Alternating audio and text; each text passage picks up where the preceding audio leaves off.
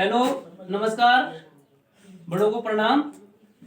अब देखो, वाक्य पढ़ रहे थे हम। वाक्य का तुलनात्मक अध्ययन करेंगे। अब तुलनात्मक अध्ययन के लिए आप समझते ना बेटा, है ना। तुलनात्मक अध्ययन के लिए देखो, पहले हिंदी के वाक्य देखो। जैसे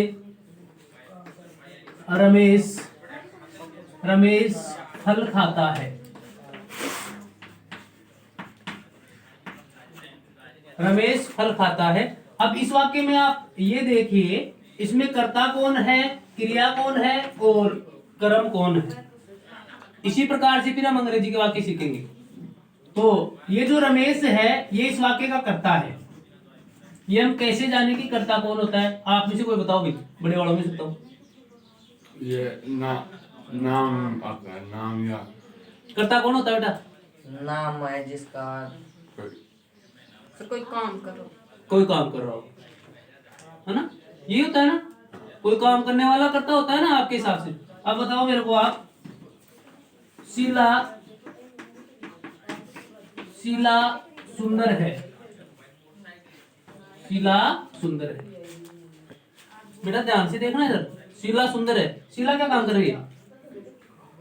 शीला सुंदर कोई काम करती दिखाई दे रही है कि शीला? नो फेयर लगा रही होगी इस समय ना, सुंदर होने के लिए। ऐसा कुछ काम कर रही है तो कैसे ऐसे ऐसे थोड़ी हो जाएगा? काम करने वाला थोड़ी करता होता है बेटा। नहीं, ये जो वाक्य है ना, ये वाक्य है।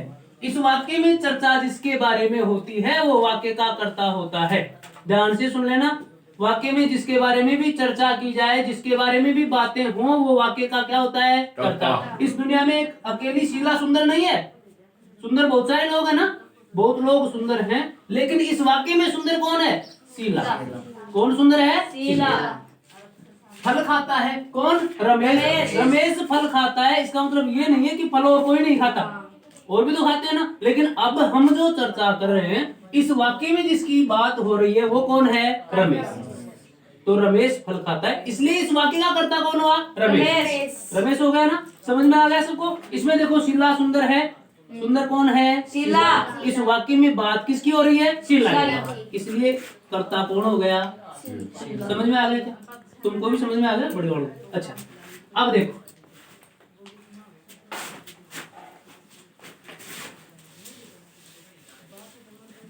ये इस वाक्य का कर्ता हुआ। और ये फल क्या है बेटा?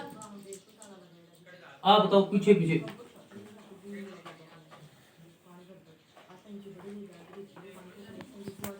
फल। चलो कोई बात नहीं, कोई बात नहीं। आप में से किसी आता है बेटा? हाँ, क्या ये? कर्म। कौन? फल। फल क्या है बेटा? कर्म। और ये खाता है क्या है? क्रिया। अब इसको ना थोड़ा सा ऐसे ऐसे बोला करो, क्रिया मत बोला करो। क्रिया थोड़ी है ये, ऐसे मत बोला करो बेटा। ये देखो कै, फिर ये रे ना, रे ये पूरा है, कयादा है ना। तो इसको थोड़ा ऐसे जल्दी बोला करो, क्रिया, है ना। क्रिया नहीं, क्रिया होता है ना, क्रिया। समझ गए क्या? हाँ, तो ये अब आपको ये देखो, खाना, ज्यादातर जो वर्ब होती हैं, जो क्रियाएं होती हैं, जो वर्ब्स हैं, उनके अंत में आपको क्या मिलेगा? ना। खाना, पीना, उठना, बैठना, नाचना, रोना, हंसना, दौड़ना, ये सब क्या है? क्रियाएं। समझ गए ना? अब वाक्य में हमारा जो काल है ना, काल, उसके हिसाब से इनको यूज करते हैं। समझ गए? खाता है, खाता था, ऐसे भी तो हो सकता है, खाता था, खाते हैं, ठीक है ना। वचन के अनुसार, काल के अनुसार, लिंग के अनुसार ये चेंज होती जाती है। समझ गए? समझ गए ना सभी लोग? अब देखो इंग्लिश में, हिंदी का कर्म हुआ, ये हिंदी का कर्म हुआ वाक्य का। सबसे पहले कौन आता है? कर्ता। उसके बाद में कौन आता है? कर्म। उसके बाद में कौन आता है? क्रिया। ठीक है ना?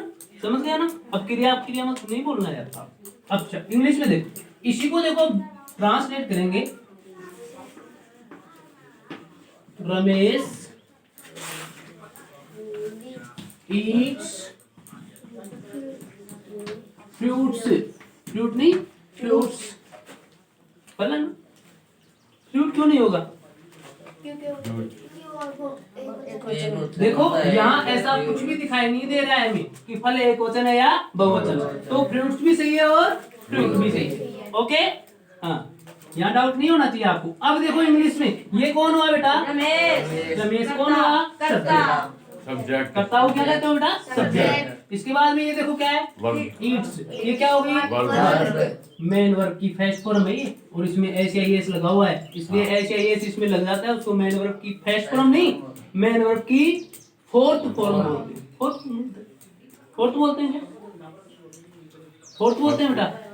फर्स्ट फोर्थ बोलते फर्स्ट हैं? बोलते हैं। फर्स्ट बोलते हैं। फर्स्ट की लगती है। फर्स्ट नहीं लगती है, ये होती है मेन वर्ब की